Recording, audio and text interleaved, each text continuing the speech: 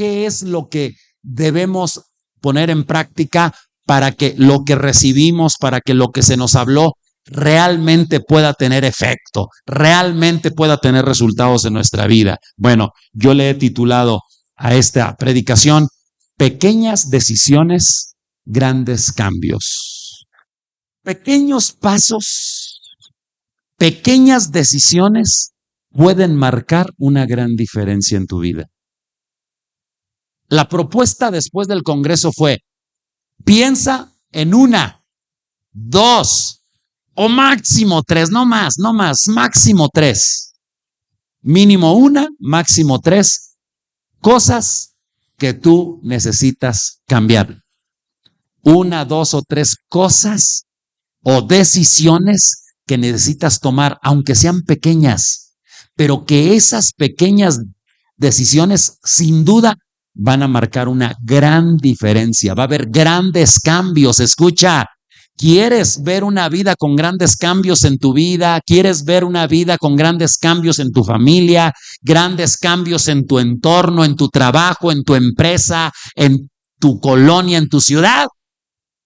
Comienza construyendo esos cambios a través de pequeñas decisiones. 1, 2 o máximo 3. Piensa por algún momento, y si no las has escrito, date a la tarea de escribir esas decisiones pequeñas. Probablemente eres una persona que no tienes el hábito de orar todos los días. Bueno, comienza por decir: yo voy a comenzar a orar, por lo menos voy a comenzar con 5 minutos, pero todos los días, absolutamente todos los días, para crear un hábito, y esa pequeña decisión puede marcar una gran diferencia. Inclusive en el día, mira, tú puedes levantarte de malas y decir: ay, se me hizo tarde y voy a ir para allá y voy a ir para acá y voy a hacer esto y voy a hacer aquello y me duelen las rodillas y me duele el esternón y me duele aquí, me duele allá y te quejas de todo. Pero si tú haces un alto, comienzas a sonreír y comienzas a darle gracias a Dios por todo,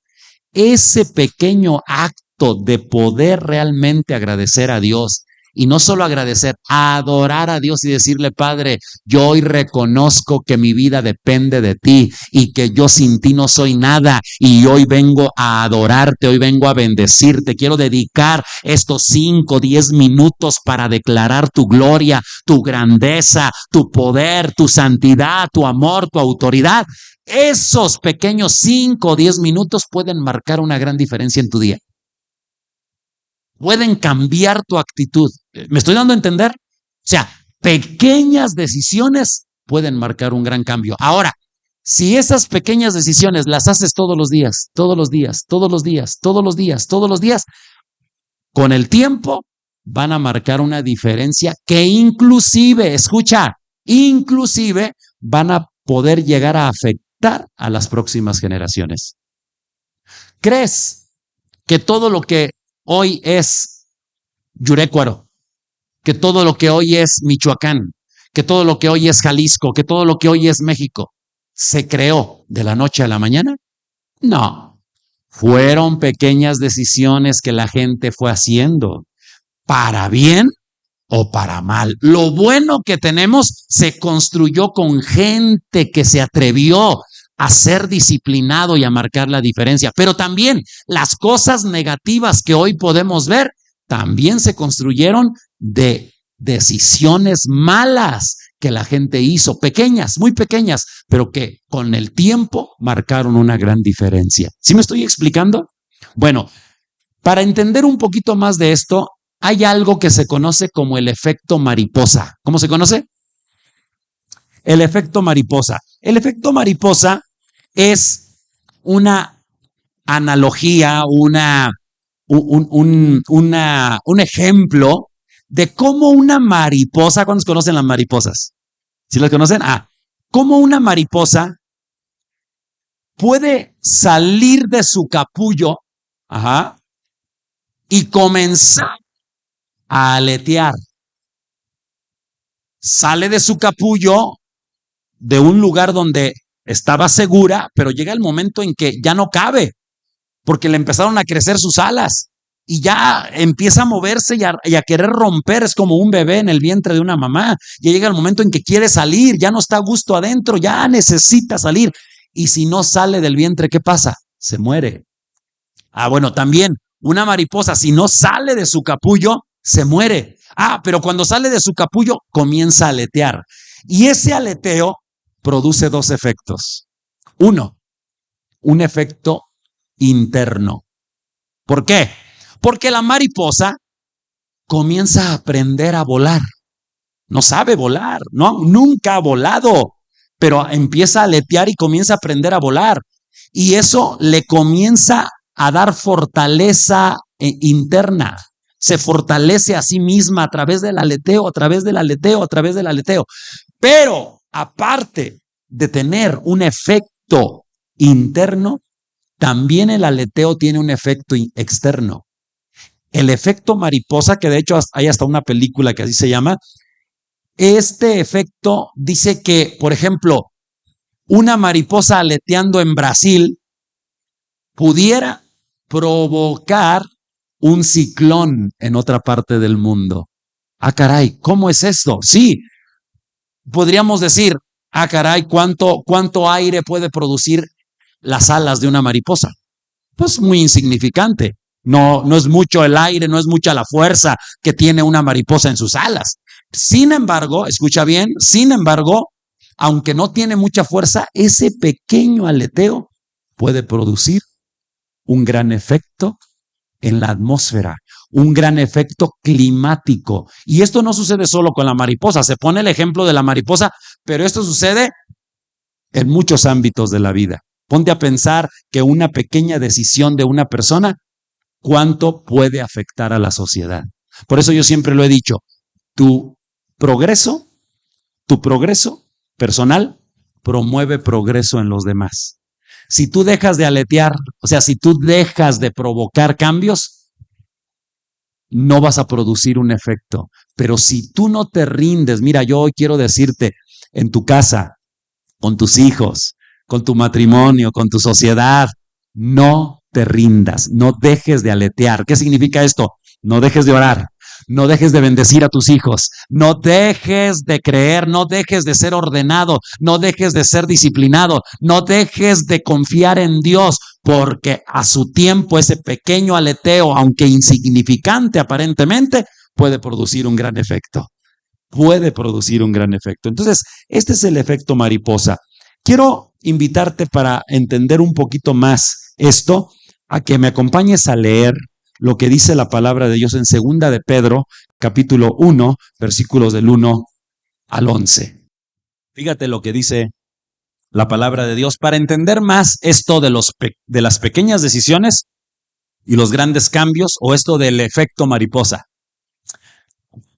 Un pequeño aleteo puede producir un gran cambio atmosférico.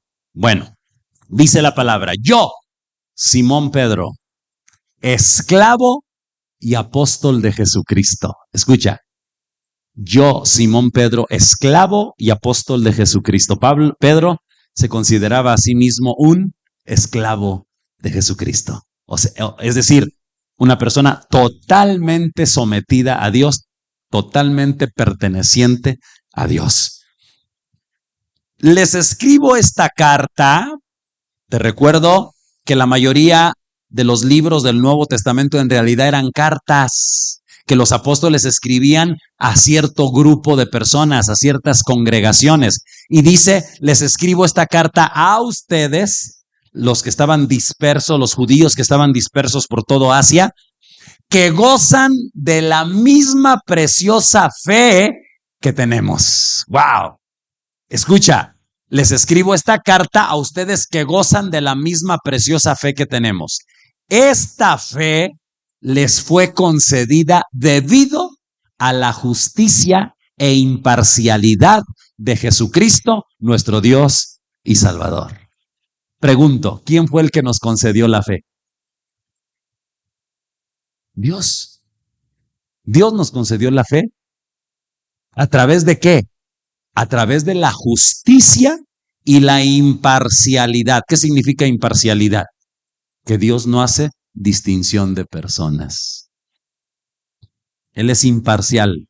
No importa si eres hombre, si eres mujer, si eres rico, si eres pobre, no importa.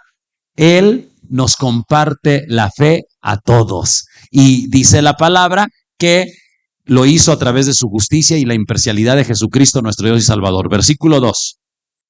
Que Dios les dé. Esta es la oración o la declaración de Pedro para la iglesia. Que Dios les dé cada vez más gracia y paz a medida que crecen en el conocimiento de Dios y de Jesús, nuestro Señor.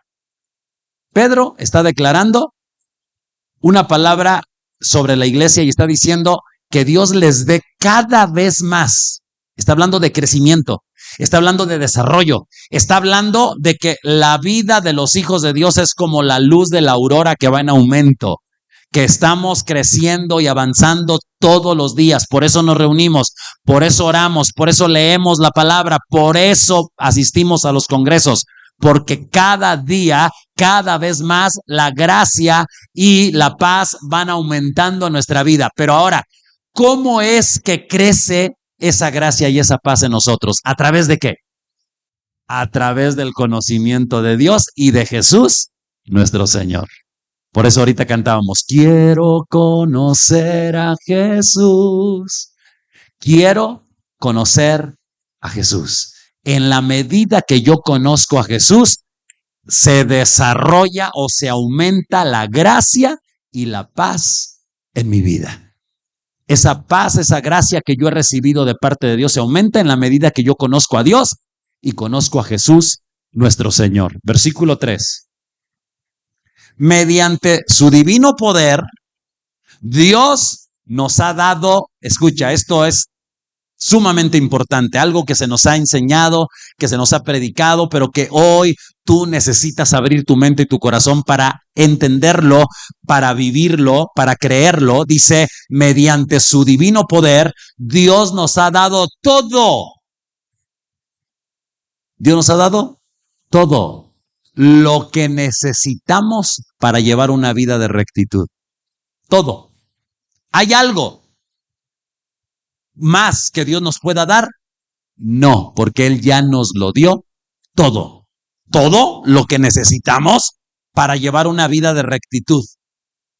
Todo lo necesario para vencer los apetitos de nuestra naturaleza pecaminosa. Todo lo necesario para vencer este sistema llamado mundo. Todo lo necesario para vencer todas las fuerzas del enemigo. Ya Él nos dio la victoria. En Cristo somos más que vencedores, no por nuestros méritos, sino por Jesucristo el campeón, que cuando nosotros ponemos nuestra mirada en Él, como yo lo predicaba la última vez que compartí aquí, poner la mirada en Cristo nos permite poder disfrutar de todo lo que Él ya nos dio.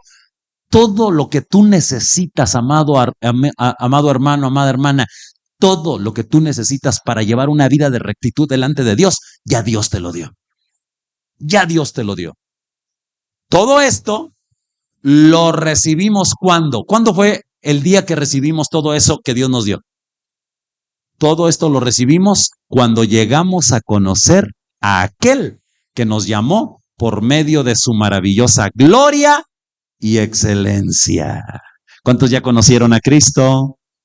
Wow. Si tú ya conoces a Cristo, en el momento que tú conociste a Cristo, por medio de su maravillosa gloria y excelencia, el día que Él te llamó por tu nombre y te trajo a sus pies, si tú solamente estás en una religión, si tú solamente estás en una congregación llamada Nueva Visión, probablemente no pase nada.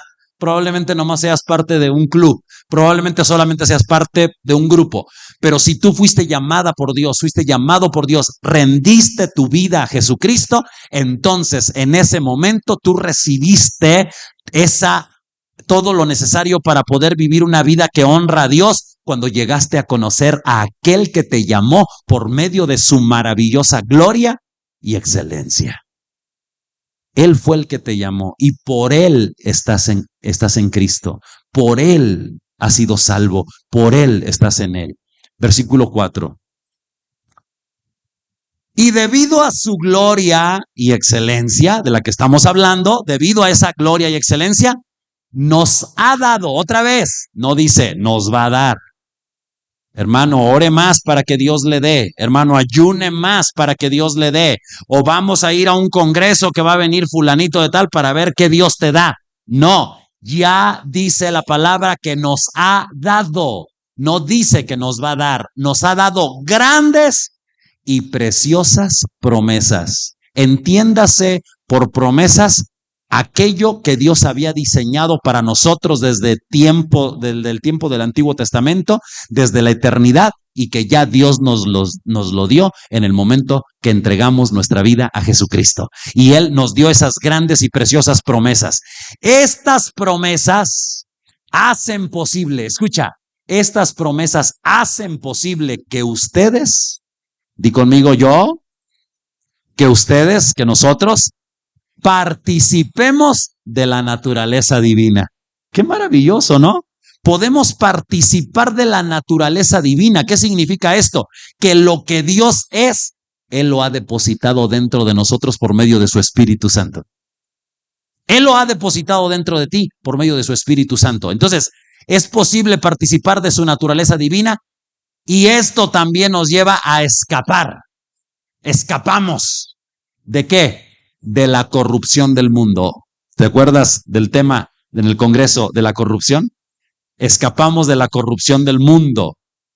¿Por qué es causada esa corrupción del mundo? A ver, díganme.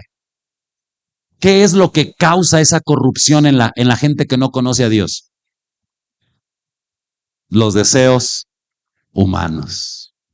Antes, nosotros nos guiábamos por nuestros deseos humanos.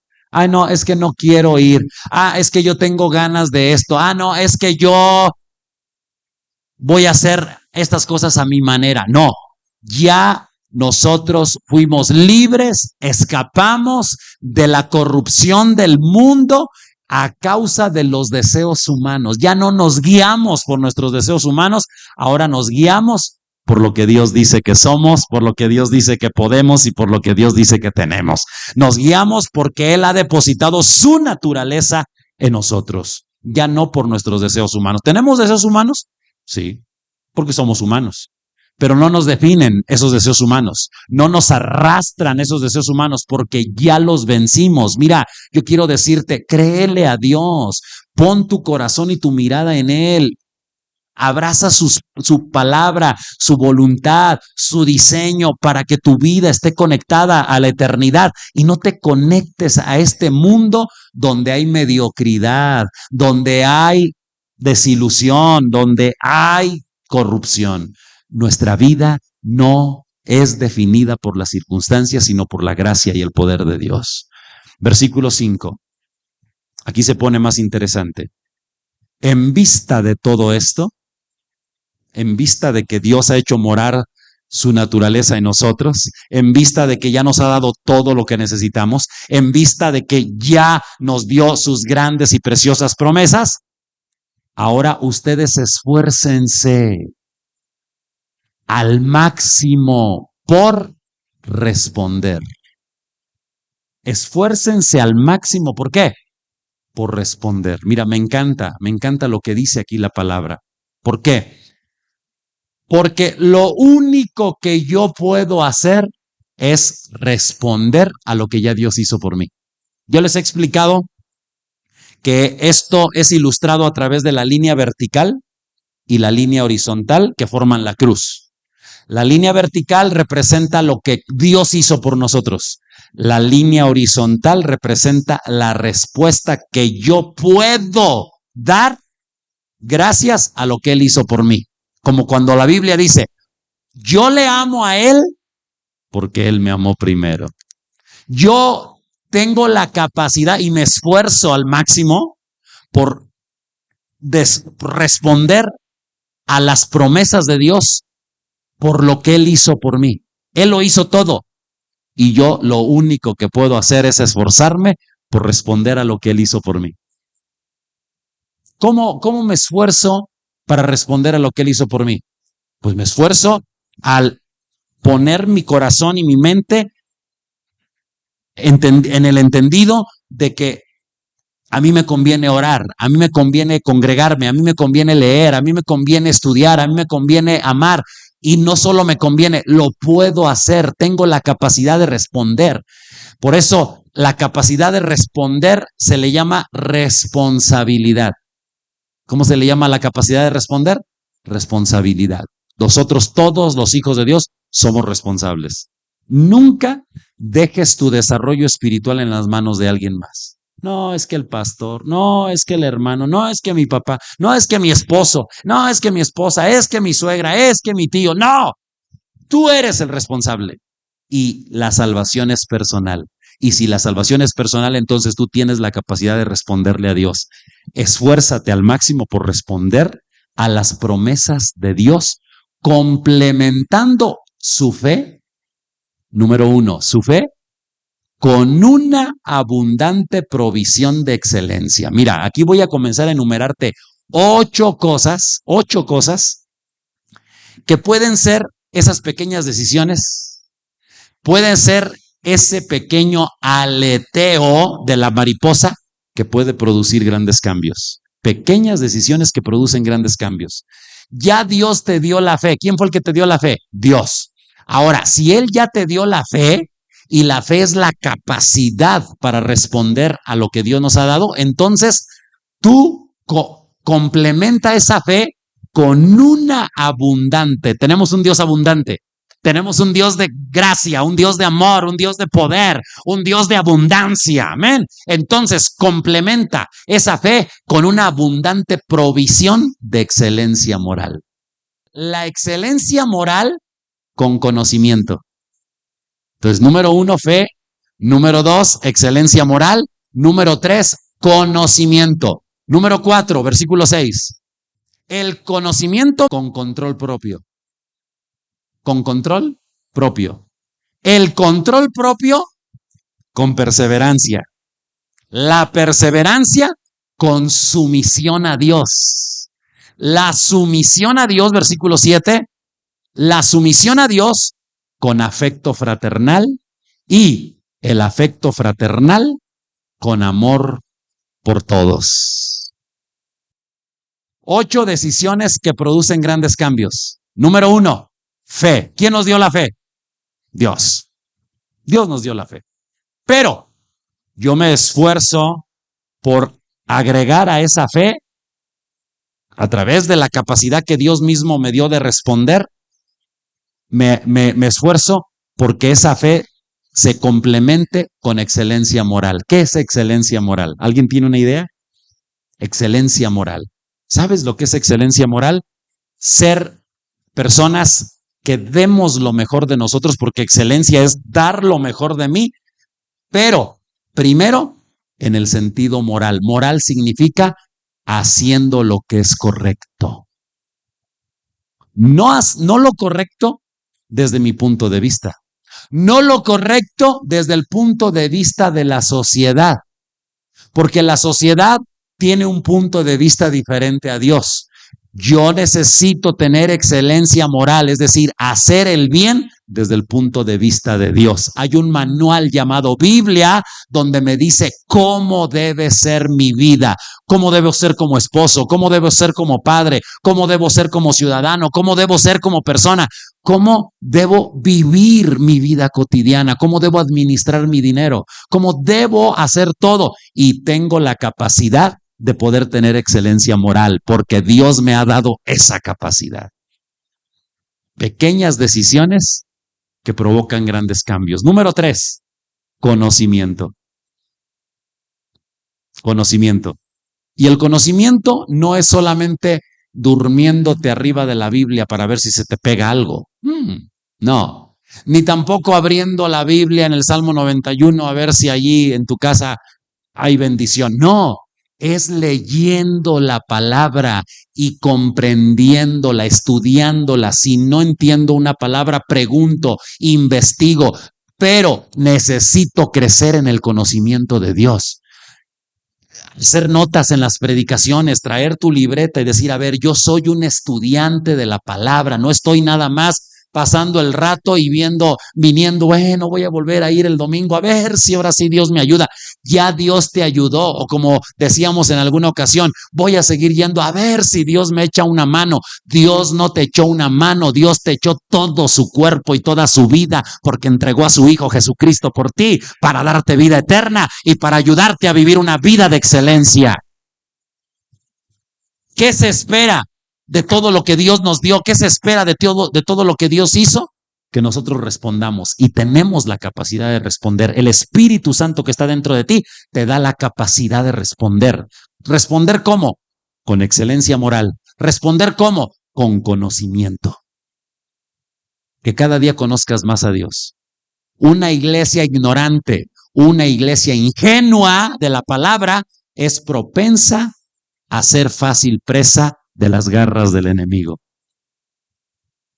Sí, fácil presa de las garras del enemigo. Siguiente, control propio. Al conocimiento, yo le agrego una decisión más, la decisión de tener control propio. Y no solamente es contar hasta 10. No solamente es eso. Sí, son herramientas que pueden funcionar.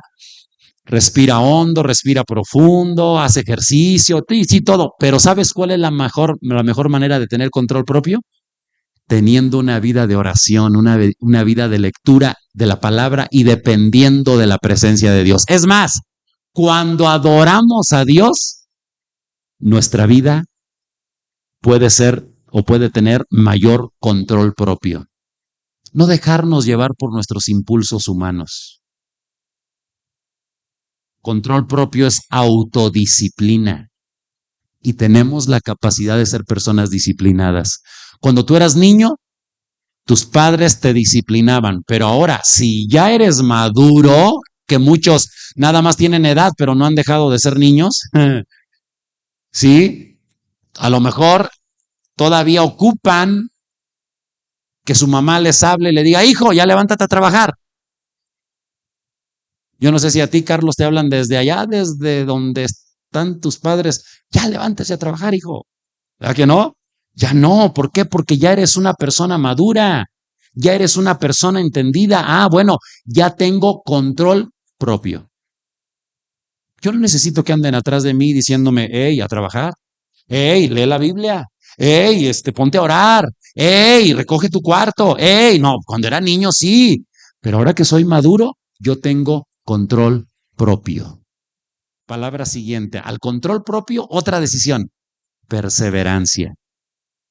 Yo tengo la capacidad de perseverar. ¿Y qué significa perseverar? Ser constante, constante, porque muchos empiezan. Mira, en la vida hay tanta gente que empieza un negocio, hay tanta gente que dice después del Congreso, oh, ahora sí, voy a servirle al Señor y voy a desarrollar un ministerio. Pero después pasan 8 días, 15 días y ya. Vuelves otra vez a tu mismo agujero, a tu misma zona de confort. Pero no, persevera, sigue avanzando, toma decisiones. Mira, lo más importante es crear hábitos, ser constante. Una gota de agua es capaz, escucha bien, una gotita de agua es capaz de perforar una piedra, de perforar una roca. No por la gran fuerza de esa gota de agua, sino por su constancia. Sé constante. Y la noticia que yo te tengo a través de la palabra es que tú y yo, como hijos de Dios, tenemos la capacidad de responderle a Dios con esto. O sea, yo puedo responderle a Dios siendo perseverante. Número 6. A la perseverancia, sumisión a Dios. ¿Qué significa sumisión a Dios? Total rendición a Él. De hecho, la Biblia dice que la mejor manera de hacer huir al diablo no es decirle, en el nombre de Jesús te vas. La mejor manera, fíjate, hasta Jesucristo lo hizo. Cuando fue tentado en el desierto, la mejor manera de hacer huir al diablo fue sometiéndose a la voluntad de Dios. La Biblia dice, someteos a Dios, resistir al diablo y el diablo huirá de nosotros.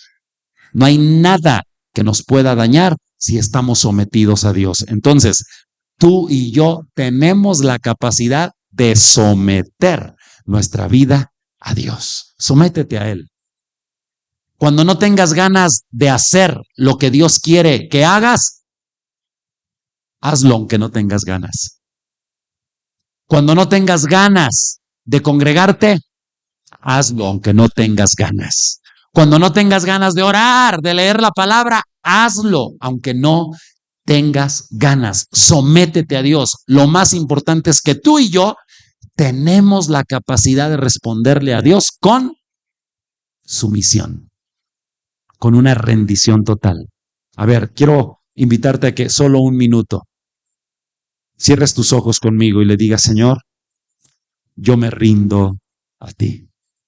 Yo someto mis pensamientos, someto mis actitudes, someto mis decisiones, someto mis relaciones, someto mi vida entera a tu perfecta voluntad. En el nombre poderoso de Cristo Jesús, mi vida está rendida a tus pies. Amén. Dale gloria y dale honra a Cristo Jesús. Sumisión a Dios. Siguiente, número 7. Afecto fraternal. Número 7. Afecto fraternal. O sea, amarnos como hermanos. ¿Es un mandamiento de Dios? Sí. Pero no solo es un mandamiento de Dios, es una capacidad que tenemos nosotros de amarnos unos a los otros. Con acciones. Con acciones. Es más, la Biblia hasta habla del saludo. ¿A poco crees que cuando yo digo, a ver, salúdense unos a los otros, es nada más porque sí? No, la Biblia dice que nos saludemos unos a los otros, que nos recibamos unos a los otros, que convivamos unos con los otros, que veamos unos por los otros. Mira, hoy hay lugares vacíos y es importante que nosotros aprendamos a decir, nos faltaste, ¿qué ha pasado? Podemos orar por ti, podemos ayudarte, porque es importante tener ese afecto fraternal. Entonces, si yo estoy sometido a Dios, debe traducirse en un afecto fraternal. De hecho, la Biblia lo dice. La Biblia dice que es imposible decir que yo amo a Dios cuando en realidad aborrezco a mis hermanos. O sea, es imposible decir, no, yo con Dios tengo una relación muy bonita, yo a Él, wow, es mi máximo, yo a Él lo amo, yo a Él lo adoro, pero yo no me junto con la chusma llamada iglesia, porque ahí hay puros hipócritas. Es incongruente, o sea, eso no, dice la Biblia que nosotros tenemos este mandamiento, el que ama a Dios, ame también a su hermano. Afecto fraternal. Y por último, 8. Amor para todos. Amor para todos. Lo que nos distingue es el amor, porque somos hijos de Dios, porque Dios es amor y Dios habita dentro de nosotros. ¿Te fijas? Pequeñas decisiones, pero ahora no son decisiones, escúchalo, no son decisiones que, tengo que hacerlo, ¿y cómo le voy a hacer? Si no puedo, no. Tienes la capacidad de hacerlo. Tienes la capacidad de respuesta. Puedes responderle a Dios gracias a que Él te dio todo lo que ocupas para vivir una vida así. Él te dio todo lo que necesitas. Él ha hecho morar su naturaleza en ti, su naturaleza en mí. Su Espíritu Santo está en nosotros y por su Espíritu Santo nos ha dado fe. Por su Espíritu Santo nos ha dado excelencia moral. Por su Espíritu Santo nos ha dado conocimiento. Por su Espíritu Santo nos ha dado dominio propio o control propio. Por su Espíritu Santo nos ha dado perseverancia, nos ha dado sumisión a Dios, nos ha dado afecto fraternal y nos ha dado amor para todos, inclusive para nuestros enemigos. Podemos amar a todos. ¿Por qué? Porque esta capacidad nos la dio Él. Pero son decisiones que tú debes tomar, porque Dios respeta tus decisiones. Es decir, nos ha dado libre albedrío y tú bien podrías decirle, no, Señor, aunque tú dices que yo tengo la capacidad, pero yo no quiero evitar la fatiga. Pero eso ya es rebeldía, Necesitamos someternos a Dios haciendo estas pequeñas decisiones que van a marcar un gran cambio. Grandes cambios vienen para tu vida, grandes cambios vienen para tu familia, grandes cambios vienen para la iglesia de Dios. Pero Eso se va a lograr por las pequeñas decisiones que tomes. Terminamos con el versículo 8, 9, 10 y 11. Escucha, y con eso terminamos. Cuanto más crezcan de esta manera, o sea, en esas 8 cosas que enumeramos, cuanto más crezcan en ellas, cuanto más tengas esa fe, cuanto más tengas ese dominio propio, ese afecto fraternal, esa perseverancia, esa excelencia moral, cuanto más crezcas en eso, más productivo y útil serás en el conocimiento de nuestro Señor Jesucristo. ¿Cuántos queremos ser productivos y útiles? Esa es nuestra naturaleza, ser productivos, útiles para el Señor. Pero ¿cómo vamos a lograr ser más productivos? Entre más crezcamos en estos 8 pequeños aleteos, en estas 8 pequeñas decisiones. Versículo 9. Pero los que no llegan a desarrollarse de esta forma, ¿qué pasa? Son cortos de vista.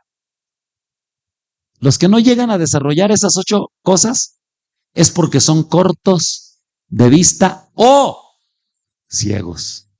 No ven y olvidan que fueron limpiados de sus pecados pasados. Se nos olvida a veces de dónde nos sacó el Señor. Por favor, o sea, sería una vergüenza que yo me quejara de lo que ahora vivo sabiendo cómo estaba mi vida. Sería una vergüenza que yo ahora viva todo amargado y diciendo, ay, es que no puedo, ay, es que no tengo. Cuando Dios me sacó de la misma muerte, cuando Dios me libró de la condenación, ahora lo mínimo que puedo hacer es estar gozoso, estar contento, estar satisfecho por lo que Dios ha hecho en mi vida. Pero cuando tenemos la vista muy corta o somos ciegos, nos olvidamos de nuestros pecados pasados, de que Dios nos perdonó los pecados pasados. Versículo 10. Así que, amados hermanos, esfuércense por comprobar si realmente forman parte de los que Dios ha llamado y elegido.